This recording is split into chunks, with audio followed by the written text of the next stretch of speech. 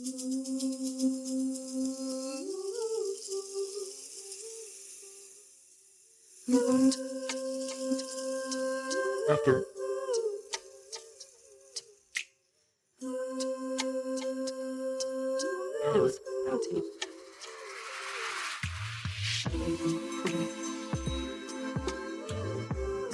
Welcome to Liberated Lyfe Podcast. I'm your host, Lindsay, and I'm here today with my good friend, Jonathan Mozenter.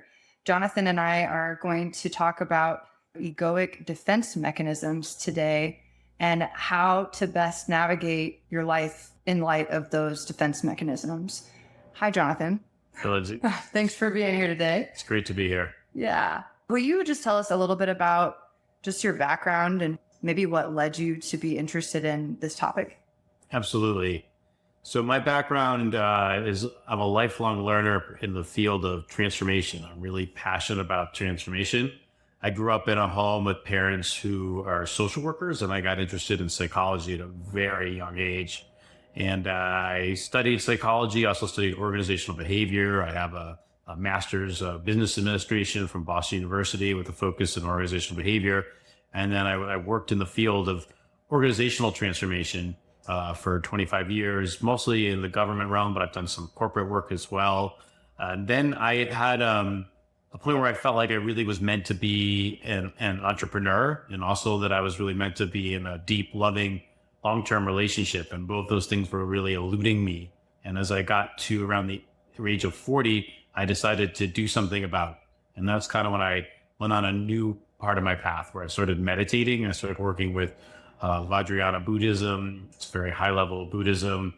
And I started learning about my mind and learning about what was really going on in my mind at more subtle levels. And that's where I discovered this thing about egoic defense mechanism by getting really intimate with my own mind. And once I took that class, I decided that my goal was to really transcend the traps of the mind, which I just discovered in part was about just transcending these egoic defense mechanisms, which just as I kept doing the Buddhist practice, I got discovered something called like transpersonal knowing or gnosis or being guided by the field or clarity or intuition. A lot of people, I started getting these guidance from beyond my local mind. And it started to show me that what Spirit was asking me to do was to combine with all the stuff I'd already learned. And it was guiding me to other things, like different kinds of energy work, for example, and different kinds of shadow work to help people transcend the traps of the mind, to transcend these egoic defense mechanisms. So organizational behavior, I kind of know what that is, but I assume that's kind of like applying the field of psychology to organizations like businesses. Yeah, it's a great question. So organizational development's goal is to help the organization meet its mission, vision. And so what it does is it looks at the whole system holistically, and it determines what kind of a specific kind of intervention would be needed. So there could be like, how do you get the different parts of an organization aligned? There could be communication issues. It could need to do some training and development or coaching, or it could be like group facilitation. There's a lot of different dynamics to do it. But the underlying premise is, how do you get this to be a highly efficient and effective organization? Now, of course, organizations are made up of people, so you're dealing a lot with the people side of things. And so that's where the psychology comes in, because our minds, one thing I learned early in life is that everything that we perceive goes through our minds. So I remember having that insight in my teens and thinking, well, this is a pretty important instrument, this consciousness, this mind thing, because it influences everything. For sure. Yeah. And not to get so off track, but I recently had the realization that, in this reality experience, we have a brain, but in others, we maybe don't. And so that's super weird to think about, that it's this filter that exists in this reality that maybe doesn't exist in other realities. And like knowing yourself without that, super weird. Yeah. I mean, there's the Buddhists kind of actually believe, and there are some scientists that believe that actually that our physical bodies are like holograms. The consciousness is primary, and we're sending out lights, and it feels physical, but at a deeper understanding, it's actually just light. Right. I read The Brain in a Vat when I studied philosophy in college, and that was kind of that theory that, what if we're just a brain in a vat? Yeah. And this experience, we think it's real, but it's really not. And I feel like that's a commonly held belief. Yeah. Or what is real? I mean, Right. the reality that we think it's a physical 3D reality, yeah, might not be. Might be an illusion. Yeah, be an illusion, yeah. So, okay, so backtracking, it sounds like you kind of changed your focus from like a macro perspective on organizations and groups to maybe more of like an individual or one-on-one perspective. Or yeah, just curious about that transition, what motivated it, and also curious if that coincided with a change in like where you lived or other life circumstances that you had. Yeah, so I look at it as the spirits had me go through different periods of training. But you're right that I did do a heavy period of doing organizational studies and application and work. And then while I was still doing that job, I engaged in other training. I had a fortunate that I was in a government institution, a federal government institution. So I was only had to work like 40 hours a week, which is unusual for consulting work. But that boon of it was that I started because he had a lot of free time to do other things, and I didn't have children. I wasn't having a lot of long-term relationships. I had a lot of hobbies. And so the big change was just turning 40 and realizing that I was stuck, and that's the things that were most important to me were happening. And that led me to meditation, because I always had like ADD, attention deficit disorder, and I wasn't focused. My life before that was like filled with hobbies. I was like going to movies all the time. I was going to sporting events. I played sports. I was going to concerts. I had a lot of friends. I was active, but I was also avoiding some feelings, which I didn't really realize until later. I didn't end up moving because we met here in Colorado until many years later, until I was like 48, 49. So I had a period of just doing kind of this kind of, where I was focused, where I was working in an organizational job, and I was focusing my training on how to transcend my own traps of the mind. So this was kind of focused on me. And then later I started helping other clients with what I learned. Gotcha. Okay. And by the way, you don't look as old as you are. I don't even know how old you are, but I look 40. Yeah, thanks. I just turned 51. That's crazy. Yeah. But it's a benefit of doing all the kind of work that I talk about, is energy work. This conscious work is that you keep your youth. And I was dating somebody who was 22 years younger than me, and I was running circles around her. Right. Because I have a lot of energy. I don't need that much sleep. I can sleep like 4 to 6 hours a night. And it's just because of the meditation and different kinds of energy works that I've discovered. Okay. And it's available to other people as well. It's just have to have certain habits. So how did you, if you remember, how did you first become aware of your own egoic defense mechanisms, or had you learned about them in your prior learning with organizations? Yeah. The first time it really came up was I've always been into personal development. I actually took a class. They didn't call it egoic defense mechanisms. It's what I discovered later. But I took the landmark class. Oh, yeah. I took a very similar. Oh, cool. Yeah. Yeah. Called Ascension Leadership Academy, but very similar curriculum. Yeah. So I think this was way back in like 2001 or 2002. I did, for both those years, I did 3 other classes: the forum, the advanced class, and SELP, the self-expression leadership program. And particularly the advanced class gets into, and someone at the forum, they ask you to like, what are some big traumas and what are those kind of the stories and patterns that came out of it? And so looking back on it, that was one of my first ones, especially the advanced class that help you get, I call it the core wound, but what do they call it, like the act or something like that. But they get to like a core story, and there's like 3 components to it. It's like the nasty thing you made up about yourself, and then you put up like a false persona, and there's also a part of you that you're kind of rejecting. So for me, I'll just get specific, is I discovered that I was in the 5th grade. I was kind of a feeler kid, sensitive kid, and I would emote, cry kind of easily. And there was a certain set of circumstances, I'd been teased serially for crying, but there was a point where it got too much.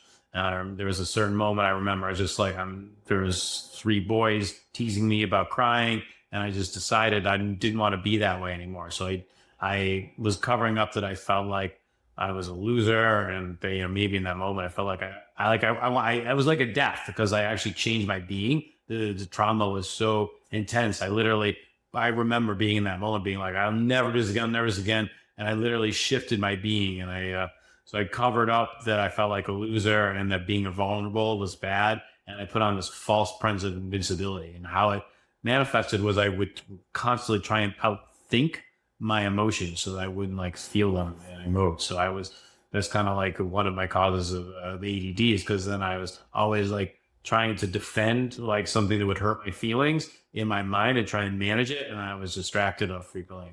Wow. Yeah. That's interesting because I have a very similar one. I remember I was crying around the same age. Like, I think I was 12, and my mom just like basically said I was pathetic for having emotions, and it was my own mom. So I was just like, I remember deciding in that moment, well, I guess I'm never going to do that again. And then I developed like a super like warrior type archetype, I think, in response to that, which led me to become a lawyer and all kinds of other like things. But I resonate with that. I get that. There's benefits to these things too. Is one of the keys is like, now that made me more detached. It made me a really good thinker, rational, and more objective. rational. Yeah, and that's not a bad thing. I mean, there's something called like gene keys in human design. I think we talked about it before, but there's a model from the astrology that kind of talks about like what the stars destined. And I think it says in my chart that like detachment is one of the gifts that I would get. So. And that was accurate. It was accurate. Yeah, those charts are really accurate. So why are they called egoic defense mechanisms? Yeah. So I'm going to explain using all my different knowledges what I've determined what's going on in people's minds.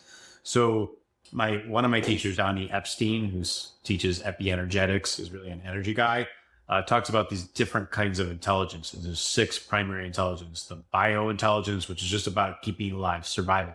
Then there's the reactor, which is like this emotional intelligence. It gives us like a quick blast of emotion to help us guide us. And keep us safe, kind of. Yeah, safe, or just like understand what the environment's around. I mean, safety is definitely part of it, but it's also just to feel what's going on so we can navigate social situations or whatever. Everything, just to navigate this world, to really feel what's kind of going on. I mean, the emotions our information. I mean, everything's energy and information at the end of the day. And certainly it's a supportive survival, but I think there's more to life than just surviving. The third one is called the lower mental, and that's right or wrong, good or bad. It's like helping us make decisions. And then we get into some of the higher ones, which is upper mental, or the optimizer. And this is the ability to see like multiple intelligences and creativity. And then you get to the transpersonal ones, which most people don't know about unless you're kind of, into the spiritual side. There's like the soul intelligence, which is this intuition I was talking about before, this like light of truth. Is something that beyond you gives you like a blast of like, hey, go here or do this.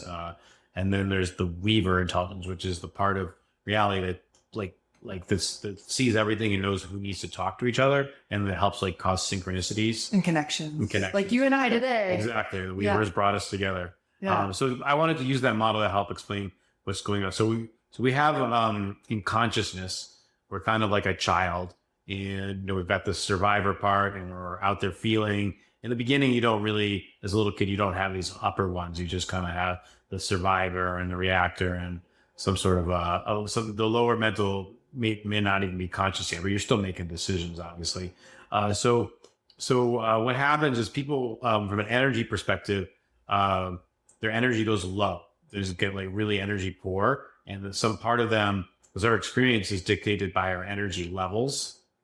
So just for example, like if you get a good amount of sleep versus not, your experience of life is going to be different. Right. So for some reason, there's a context that people are in, the people's energy gets low, and they make up some sort of story in those moments that like they can't survive, or usually it has to do with survival. There's something happened that their consciousness can't handle. So there's like a narrative, a story, a belief, a declaration that's made, and the survivor intelligence is doing its job. Then it's like, this person can't handle this right now, and it creates a program, it's a defensive program. There's some part of this person cannot handle. So the survivor helps create a new way of being to help cope. And this is what the ego defense mechanism is. But during that, you're kind of saying to life, I can't digest this experience, right? Right now. Right now, right. But Yeah. you're also making a statement that this context, then, if there's anything similar to that, there's now a story deep in your mind. And so what happens is these defense mechanisms come in and they defend us. They suppress what we can't handle, and it creates up a defense. Now, the body's always trying to heal. This is what I learned from the Buddhist. That the people who are the Buddhists is they able to digest their experience. There's a high level state called self-arising, self-liberating, where you get to a place where whatever comes up, you can digest it fully. You don't need to push it away, or you don't need to like call in more of something. That's the opposite of just being with what is. Right. So the defense mechanism has lots of places. So you probably hear about like projections. Right. So projections are like us, the part of us that's like warning you, like this seems similar to this trauma, like stay away. So a lot of people then are projecting things that they didn't like about them, things that they couldn't digest, and then projecting on other people. Even if it's not actually maybe reality. We don't know. It's a past reference point. So these are reference points from our past, and we're filtering our life through these past reference points until we retrain our mind to do something else. Right. Okay. So basically our brain is programmed throughout life. Mm-hmm. And these programs they're helpful in growing up to keep us safe. But then we reach a certain point where they're actually harming us sometimes and creating like karmic cycles or experiences of recurring trauma, things like this. Well, yeah. Until we reprogram ourselves. Right. So what you said is very perceptive. So basically, I want to point out first off, there's also superpowers together, because by creating a certain focus and a new way of being, then you're pointing your attention at a new way of being, and you develop some strength. Just the way I became a really good thinker, right, because I became really detached, and I also got really good at thinking about psychology. I was actually really good at coddling myself, coddling myself mentally, like using my mind to coddle myself. And that's a valuable skill.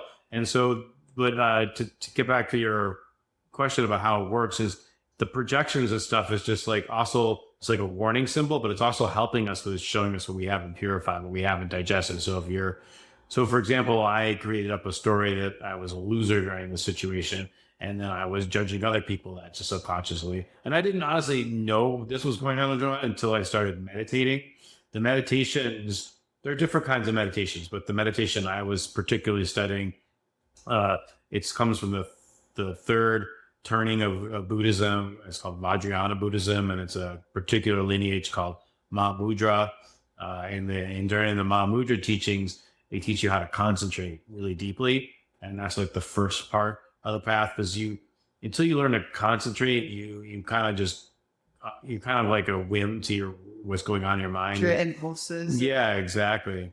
So you have to create space and realize that you're actually not your thoughts or feelings, emotions, sensations, or anything outside of yourself. You're this observer. Right. And there's a lot of power when you can start to realize that's your true face. Right. I feel like I'm reading The Untethered Soul by Michael Singer right now. And it's essentially about that concept of realizing that you're the observer and stepping into that more and more, or, catching yourself not doing that.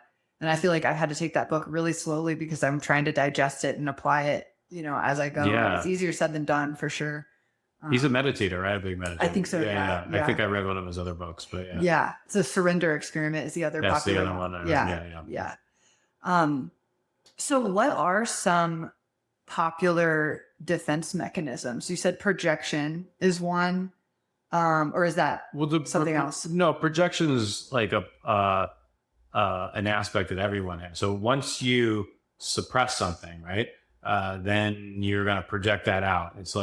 It's both like a warning system. It's what you can't, the consciousness wants to heal. And so It's actually a gift, because once you start to noticing what you're projecting, then that's something you can digest. Right.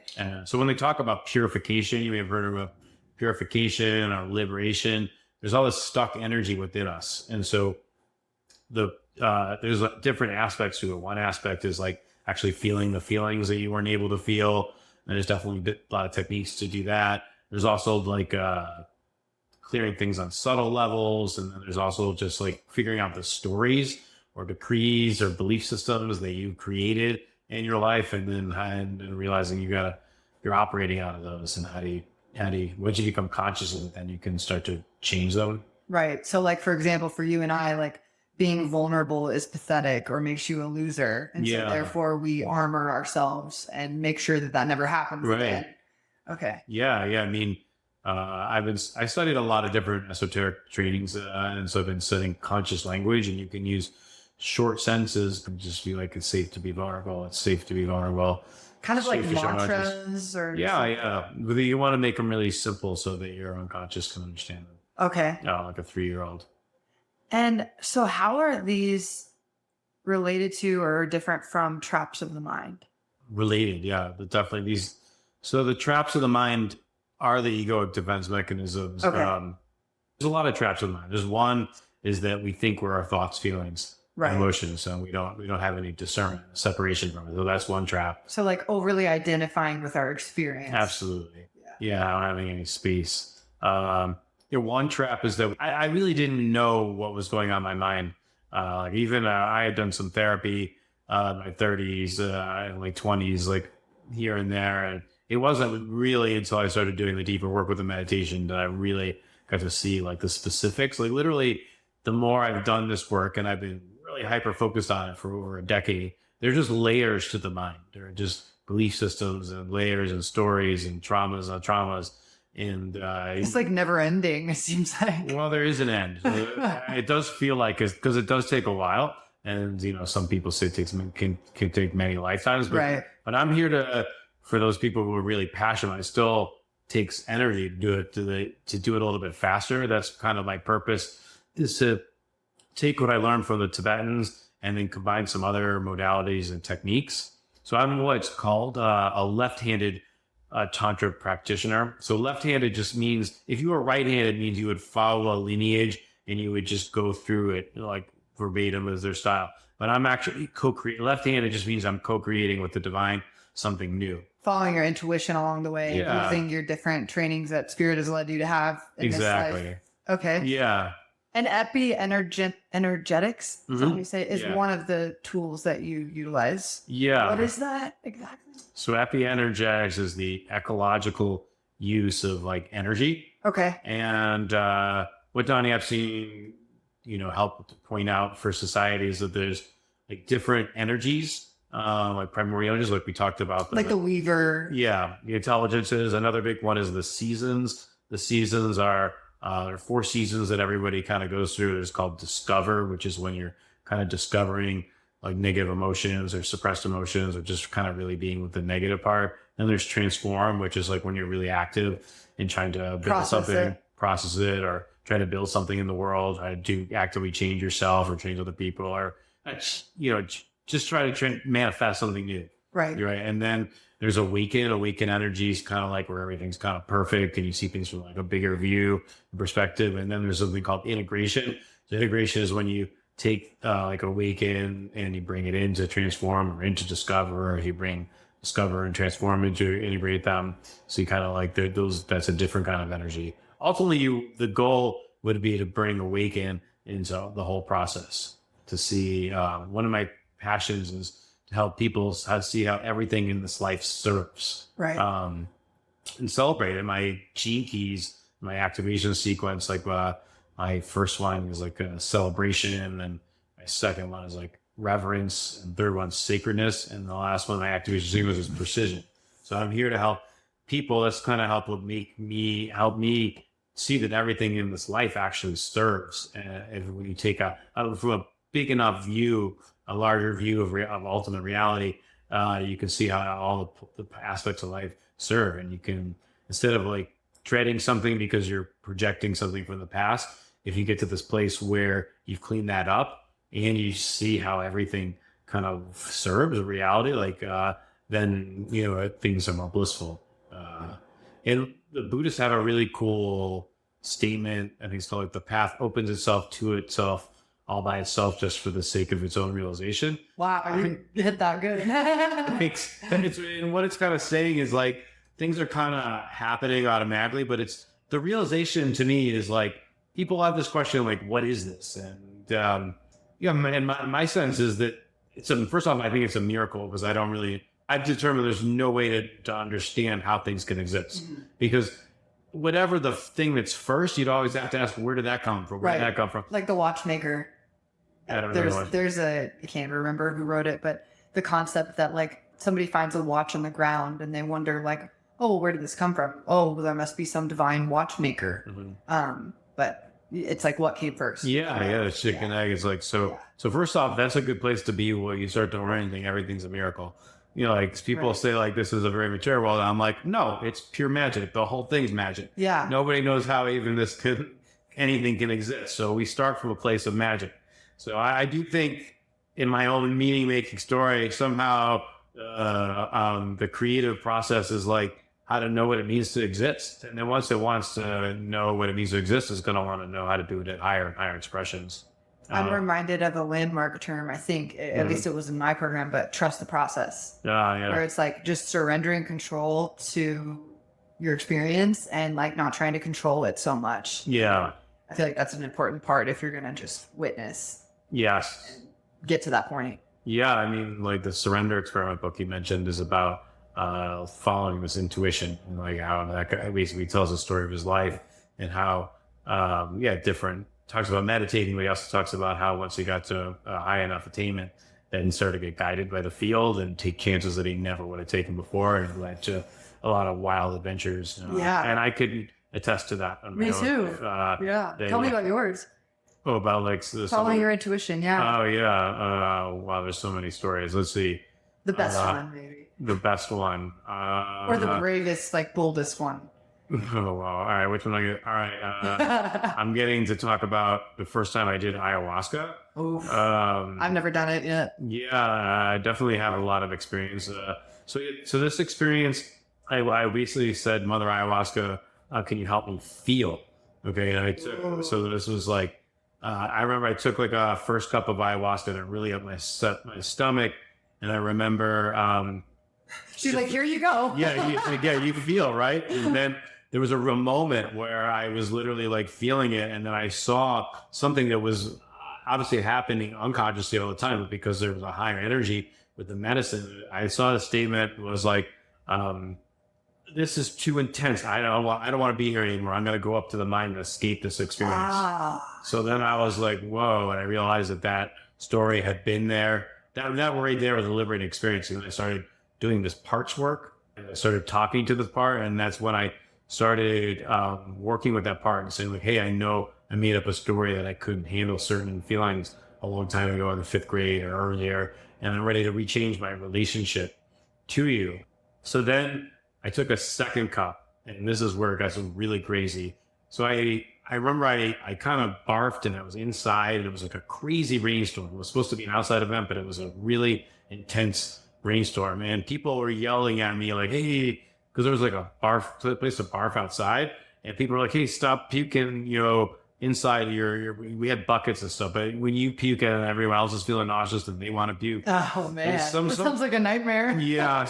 But some part of me was just like, you gotta go outside. And then I remember like seeing it was like raining cats and dogs and thundering and lightning. And it was like a tiki torch, like 100 yards away, or taking a couple steps out. And I'm like, I don't want to do this. And then something I knew, like his intuition was like, hey, there's something here for you. If you go to this tiki torch, you're going to have like a life-altering experience. Oh, God. So I like stood there for like 45 minutes before I just kind of got the courage. And I kind of went out there in this rainstorm, no rain jacket. I was just getting soaked and just like, and then like the feeling of having nirvana went away. And I just remember stopping in the rain and just being like, like whatever feeling about it you want, I'm going to listen. I was sending a message to this part I was ready to have a different relationship with it. And I was just like, look, I'm here in the rain. I'm all in. I'm like, whatever it's going to take to repair the relationship, I'm going to do it. And I remember just having like this self-dialogue in the rain for like 45 minutes. At some point, like I ran into this shed for shelter and I cut myself and I was bleeding. And I was just like, so part was like, just stay with this. And eventually I made it to the tiki torch and I did vomit in the place. And then when I kind of fell to the ground and the rain was pouring all over me. And I literally felt something going on in my consciousness, like something was getting reprogrammed. And it was like a key moment, like where I'd sent a message to that part, this defensive part, right? talk about egoic defense mechanism. So I'm going to bring it back to that. Yeah. That I sent a message. I'm ready for something different. And I kind of said enough. And it's like I was making a statement with that, like initially Standing up to it or something. Yeah, well, it was like I was proving like he's like, hey, this guy's serious. He's standing in the rain. He's like not kidding. You know, he's willing to do whatever it takes to do it because it's called a spiritual initiation.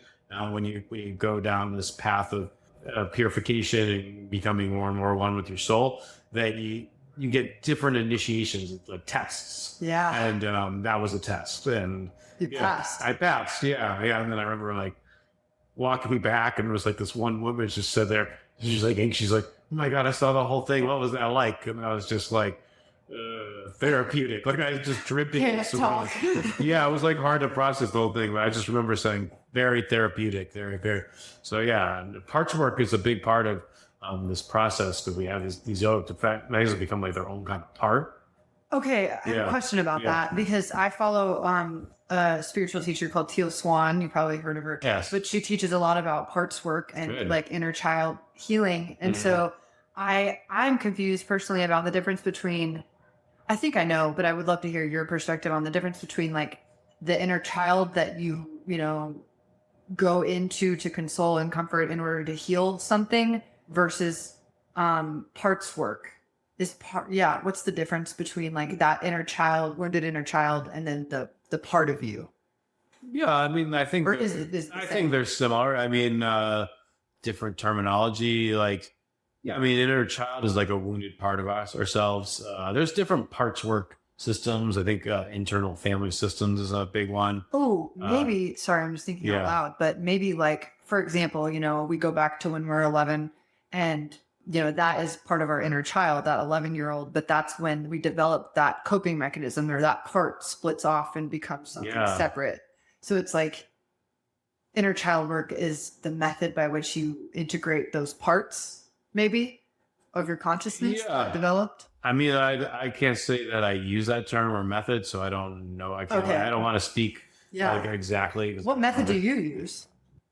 I mean, I like to use multiple methods. So one is about like conscious language, where I help people like remember traumas. Like people basically will give away what's going on with them in their language, and I can start to notice a certain pattern that's unhealthy, and then I can like ask them, hey, when did this start? And help them go back there, and then they would go, work with that. I got some protocols that can help them talk to them, like feel some feelings of that. Let's go back to the situation where this part developed, right? And maybe help them coach their younger self, which I think that similar coaching to the inner child thing is like coaching, working with that younger self, right? And being with that, like, so you get to be your version of yourself now, and then you can empathize with that part of you that was going through that situation, and maybe tell him or her like what kind of feelings. You can also surface what kind of decrees or belief systems that person, the child, was going through, and then you can have like restart repatterning. You can start telling yourself different stories,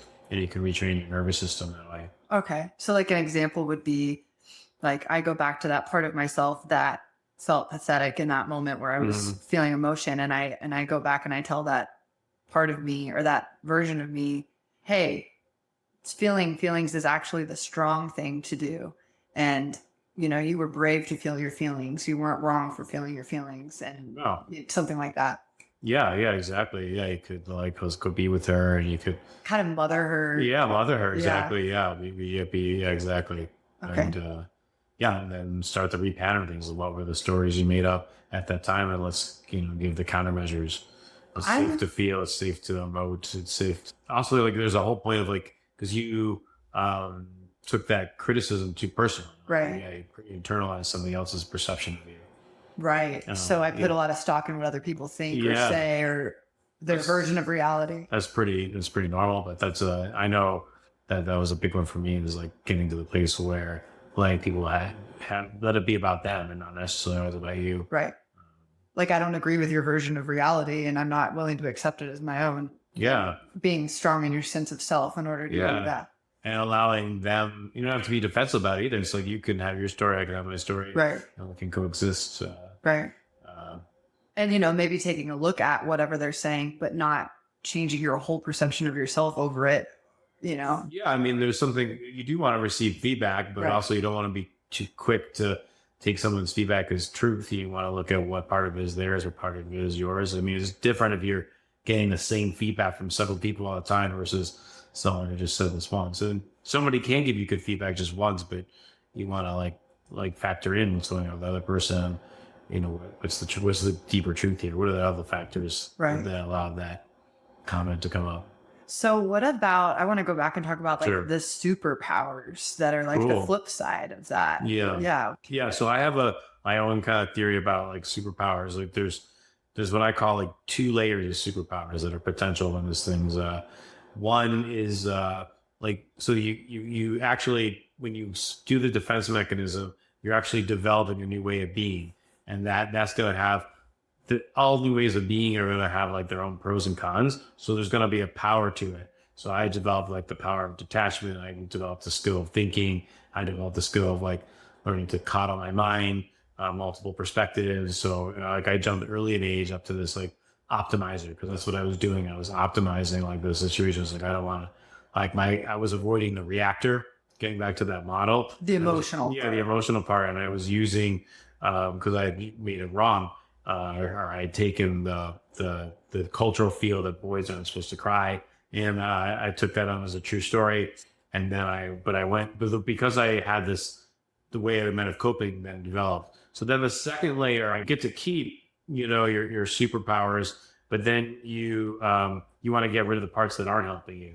So then you go on a whole other journey, this like hero's journey, this transformational journey, and you learn new skills to help, keep the part that was really powerful about what you're doing, and like, minimize or reduce or change your relationship to the parts that aren't working for you. And you actually have to develop new skills along the way. So you get another set of superpowers. So one of the things that I was really ADD, because I was really unfocused, because I was always trying to manage, avoid the feelings. And so I actually was one of those students who was a procrastinator, and Me too. Like some things were easy to me, like math I would do right away, but like paper writing was really difficult. And so it was like dry reading was really hard for me. Mm-hmm. And so I would always wait to the last minute to write a paper, and then I could get really focused. I procrastinated, and then for some reason the pressure was so intense, I would do really well. And so I always thought as a kid, if I ever could harness that guy who could just focus and really get things done, I could really be powerful. That was a story that I had, because I just was so scattered. And later, that scatteredness led me to the desire to be more focused, which led me to the meditation, which led me to other things. And so I got a whole bunch of superpowers I developed in the last decade. So I've learned to master the traps of my mind. I learned to master my language. I understand the mind at really different levels. I understand how to a lot of these different techniques to raise my energy and the nature of energy and how to direct energy. So, I mean, and that all stems from this one kind of defense mechanism. So I see how there's one layer, and then because I dealt with it, I developed a whole bunch of other powers later. And now I'm at the place where I'm here to give and serve. And so now I'm working with clients one-on-one, and also going and running retreats. And I'm still wanting to do the organizational development stuff too. I have a particular passion. I believe we're in a transitional state in the world right now, and I'm not a big fan of that the government's gonna get us out of it, because the government's controlled by banks and central banks and corporations. People who don't have our best interests at heart. Yeah, and I have a lot of compassion that they're running programs too. Like they have their. I almost see this is another meta level discussion, but I actually think the government is like a defense mechanism. Basically, at some point, if you study something called spiral dynamics, and there's all these different levels of consciousness. At the lower level of consciousness, we're really aggressive towards each other. Like war. Yeah, war, exactly. And so we needed to have some sort of structures in place to prevent I actually believe there was probably people watching them kill each other, and some part of them was this isn't right. And then that created an energy for a protector. Yeah, protector role. Order keeper. Yeah, order keeper. And so I literally have a friend of mine who grew up in these super wealthy families. And he's like, I talk to these people, they just see everyone else in the population is needing to be managed. And they see that as their role. So they actually think it's their job. They just think that the rest of humanity just needs that. Yeah. Well, just like when you do parts work and you just like the part of me that you defend still think I'm 11. It doesn't know that I grow. That's the one you had to stand up to and say, that's enough. Like, yeah, exactly. That'll do, government. Yeah, exactly. And that just, just saying that enough was the start of something. That was a while ago, and it takes a lot because that's to retrain. Yeah, because you're doing it at a point of helplessness. You're actually training your own mind to be a certain way in a moment of like extreme helplessness. Right. And so you're not only do you have to persuade it, but then you have to come up with alternative coping mechanisms and ways of being. So there's like a transition to go through. That's something I'm passionate and helping go through. And so that's something that you help like your clients with. Yeah. That sort of thing. I'm moving to like Costa Rica and I'm hanging out in Tulum. My spirit's been sending me there lately. Yeah. And I discovered there's a lot of people having conferences about wanting to have like conscious communities. There's conscious communities here in Boulder too, but there's a mecca of it there. I've been like guided to like these new land projects where people bought huge lands and I was just in a conference call with people earlier this week and they were talking about like how there's a lot of people have good ideas, but they're not that organized. And I'm like, oh, that's exactly what, what you could help with. Yeah. So I got my organizational skills and my energy skills. So my goal is to go down there and use my gifts and help those communities to be a shining example of what could be. And then for civilization. Yeah. That's my goal is there's something called push change and pull change. So, push change is like top down, where the people on top decide this is what we're going to do. We're going to push it down. Pull change is different, is where you become something so extraordinary that people then go look as like, hey, what are they doing? I'm curious about that. And they gravitate towards it, not because they're forced to. I'm a volunteerist by nature. And so I just my goal is to work with other people who want to be exceptional and show people what's possible and then share that as a way of not pushing it on people, making it more natural. Yeah, people aren't ready for what they're ready for. But we're in a place where things are kind of kooky now. There's like inflation. And there's opportunities. There's COVID. Yeah, there's a lot of dissatisfaction with the status quo. I think it's not really discussed, but I think most people are aware that government, corporations, banks dominate the government. And they just have no idea. There's a feeling of helplessness. And apathy. Yeah, apathy. Yeah. I mean, and I've studied like mass mind control and stuff like that. And that stuff's real. Some of this stuff they quote unquote call conspiracy theory is just what's been happening forever in terms of governance. I've been studying. There's a good book called Life Inc., which is not by Douglas Rushkoff, which is not by a conspiracy guy. And he just talks about how society went through the transition from being monarchs to being led by corporations. It's Life Inc., how life became a corporation. And they talk about how the kings and queens, the merchant class was starting to get really powerful, and then they made them have corporations so that the kings and queens could invest in the corporations. So if the merchants did well, they can grow with them. And then they decided, because dominance from top down was becoming unpopular, they realized that they controlled the money supply, and so that's when central banking was born. And so I mean, one thing I'll say to that is it's kind of frustrating and annoying, and there's like all this power, but also, they did hold the centralized throughput to get us to here now and kept things in order.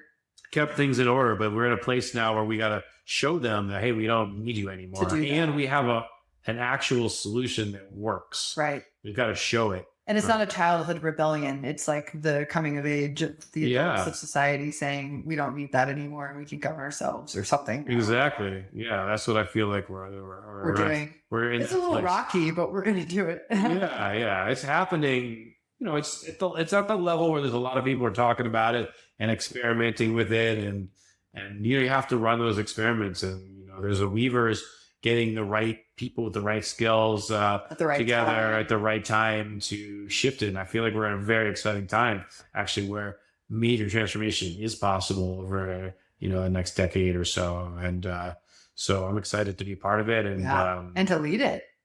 To be co-create. I mean, co-create. I co-create with the divine. I co-create with other people. I mean, a leader in a certain parts is only. What I've learned is a lot needs to be done. Like there's people who's really into like permaculture and farming. Like I don't know anything about that, but I know it's important. Right. And we'll let other people do that. Like I go, one person can only do so much. I'm good at the process of transformation, both individually and collectively, and if I can help other people grow and develop systems of growing and help those communities, organize and function at higher and higher levels where all the different parts can kind of come together. And I know there's like a bunch of different land projects, and I have dreams of like how can they each create individually, but also like we trade services. Right. And, how do we organize in a way that's going to be high functioning? Right. And efficient for everybody involved, and still able to meet people's needs and allow people to pursue what they want to pursue and not just what they're forced to in order to survive. Yeah. I mean, my dream is how can we live in freedom and peace and give our gifts and receive other people's gifts. Right. Yeah. And get by well and live well. Yeah. Live in abundance. Right. I mean, I think we can't live in abundance. We got to change currencies. I mean, that's why cryptocurrency is really important because it's the revolution. It's part of the revolution too. It's a really complicated space. Yeah. But there are. We'll save that for next episode. Yeah.